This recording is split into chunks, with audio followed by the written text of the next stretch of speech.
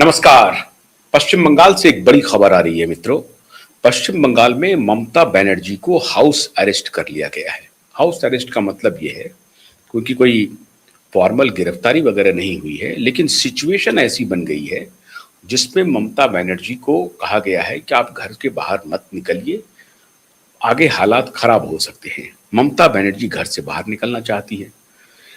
घर से बाहर निकल के जाना कहाँ चाहती है ममता बनर्जी? ममता बनर्जी बुराईपुर एक जगह है, 24 परगना का जो कॉन्स्टिट्यूंसी है उसी इलाके में।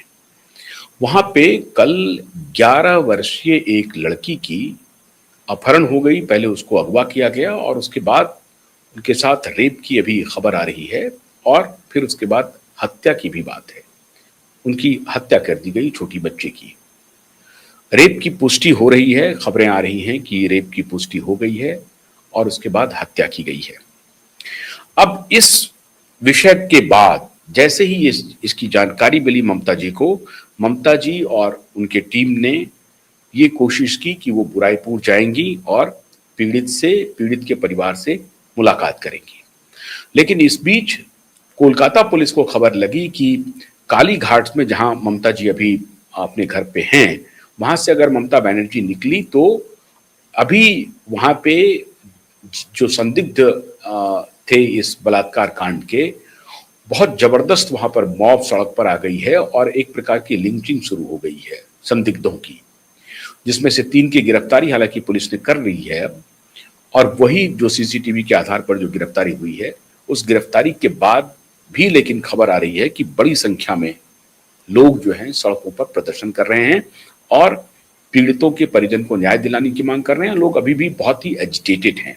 अब ऐसी परिस्थिति में बात यह हुई कि अगर ममता जी उस इलाके में जाती हैं तो भीड़ को नियंत्रित करना मुश्किल हो जाएगा।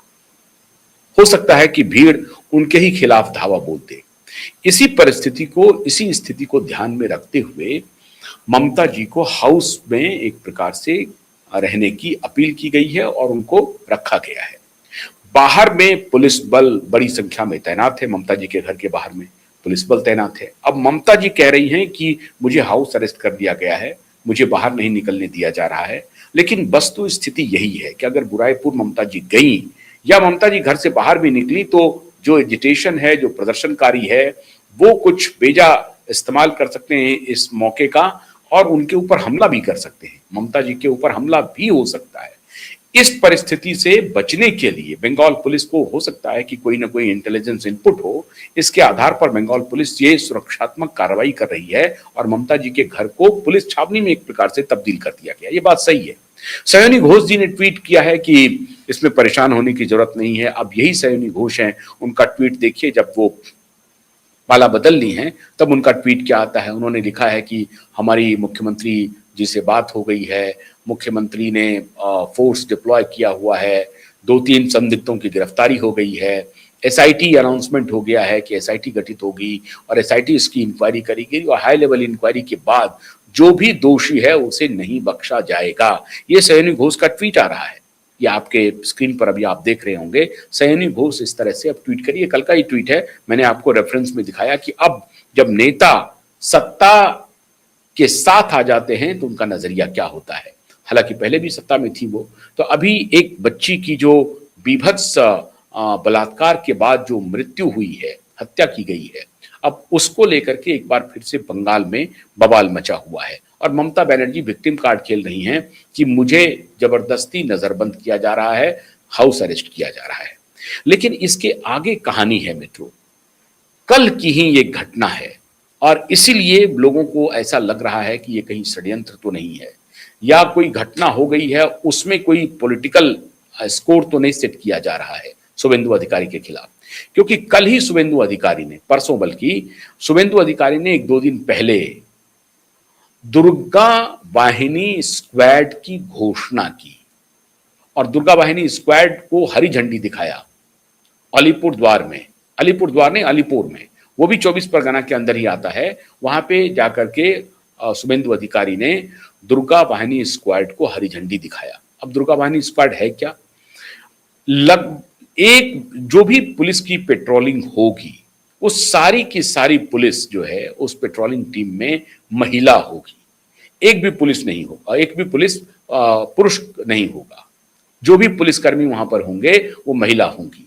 और ये पेट्रोलिंग जो है राज्य भर के सभी कमिश्नरी और सभी डिस्ट्रिक्ट लेवल के जिलों में ये उपलब्ध होगी। कमिश्नरी लेवल का जो हेडक्वार्टर है उसमें, जो डिस्ट्रिक्ट है उसमें, इन सभी में इस तरह के महिला स्क्वाड की तैनाती की गई है। और इतना ही नहीं, 500 साइबर पुलिस थाने कन्वर्ट किए गए हैं। साइबर पुलिस थाने का अनाउंसमेंट हुआ है। पश्चिम बंगाल में 500 पुलिस थानों को साइबर पुलिस थानों में तब्दील किया जाएगा। क्यों? क्योंकि अब जो अपराध हो रहे हैं वो साइबर अपराध अधिक हो रहे हैं, क्योंकि हर चीज आजकल इंटरनेट के माध्यम से सब कुछ चल रहा है। तो ऐसी परिस्थिति में पश्चिम बंगाल ने प्रिकॉशनरी एक मेजर उठाया है और 500 साइबर पुलिस थानों की घोषणा भी की है, और वो काम करना भी शुरू हो जाएगा कुछ ही दिनों में। लेकिन महिला स्क्वाड की जो बात हुई है वो सबसे गंभीर बात है मित्रों, सबसे गंभीर बात। और जिस दिन ये बात हुई है, महिला स्क्वाड की घोषणा हुई, उसके एक दिन के बाद ये जो घटना हुई है बुराईपुर की, ये बेहद चिंताजनक है। तो अब लोग ये चर्चा शुरू कर दिए हैं कि ये घटना जो हुई है यह एक मामूली घटना थी और एक रेपिस्ट की या हत्यारे की या षड्यंत्र करके इस तरह की घटना को अंजाम दिया गया है ताकि शुभेंदु अधिकारी को बदनाम किया जाए। चाहे कुछ भी हो, लेकिन घटना अगर हुई है, बदनामी हो, नाम हो, यह महत्वपूर्ण नहीं है मित्रों। अगर घटना हुई है तो इस पर संज्ञान सरकार को लेना ही पड़ेगा। लेकिन जो असल खेल है वो खेल है दुर्गा स्क्वाड का।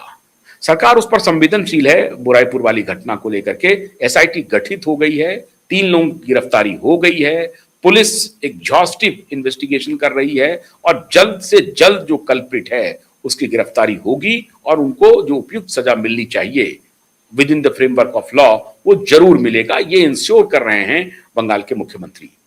लेकिन अब इस तरह की घटना आगे नहीं हो, यह सबसे महत्वपूर्ण है मित्रों। पश्चिम बंगाल में दुर्गा स्क्वाड की घोषणा छोटी बात नहीं है।